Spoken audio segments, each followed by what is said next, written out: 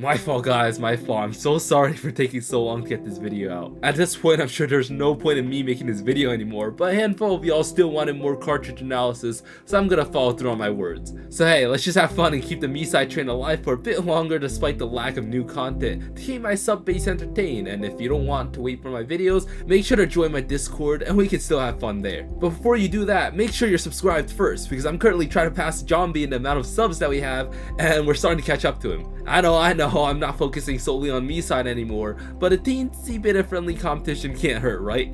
Thank you guys so much, and let's begin. Player 1. The player is morally wary with a reserved and introspective nature that keeps them from being overtly cheerful. They often second guess their own words and decisions, but this self-doubt is balanced by a quiet determination.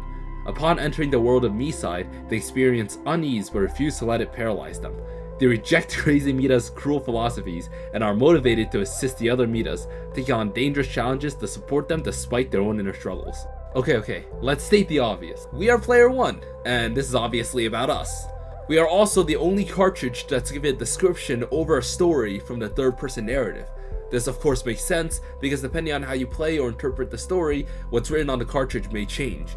And while I'm sure this is only part of the game design because of deadlines and time restraints, we are the only player with a setup similar to the Mitas, while the rest of the cartridges aren't even given a separate screen like this.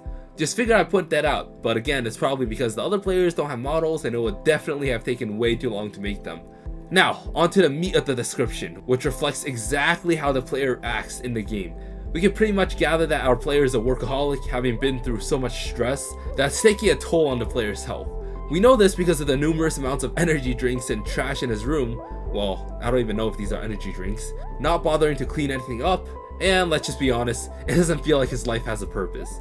The sad part is, this reflects many people in the Japanese workforce, particularly salesmen or office workers. Long hours of almost impossible deadlines and nothing more than work upon work obviously is going to wear you down. Although already proven false a long time ago, this is yet another reason why we aren't a cartridge to begin with. See all this uncertainty about the positions of things in his own room? Well, it matches the description of him perfectly, and it totally aligns with his exhaustion. When you're working all day, it's very common to completely forget what happened around you. This picture? He doesn't get why he hung it up, because he was never really close to his colleagues. He was expecting his shirt to be doing something, which obviously he can't. He's jealous of his sister, who looks so different because she isn't chained down to the confines of her own room like we are. Like, no wonder he never smiles. If I was drinking bleach like 100% sugar and future heart attack, and eating ramen that has absolutely zero nutrition, I'd probably be depressed too. I'm surprised he even rejected Crazy Mita's offer, because this life really sucks. Even this dealing with inner struggles part is shown by the amount of medicine we have laying around everywhere. So our perception of the world is warped, but that doesn't stop us from being determined. Yeah, depression, let's go! Please don't demonetize me. Well, putting everything together, what can we assume? First, there's a possibility we don't become a cartridge, so that might be true for the other players listed here. Second, peaceful mode might touch on some of these problems that the player faces internally as he creates a deeper connection with Mita. Actually, this description might change completely if you go through peaceful mode, because you're no longer rejecting Crazy Mita's philosophies.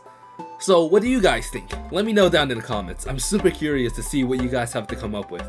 Again, I know this is pretty redundant stuff since all of this information was used to combat the initial theories of the game, but I'm already in too deep, so subscribe if you're still scavenging for any Miside content you can get, and like this video to let me know that you still want more. The next cartridge video shouldn't take too long to come out, well, hopefully at least, so see you all in the next one. Goodbye!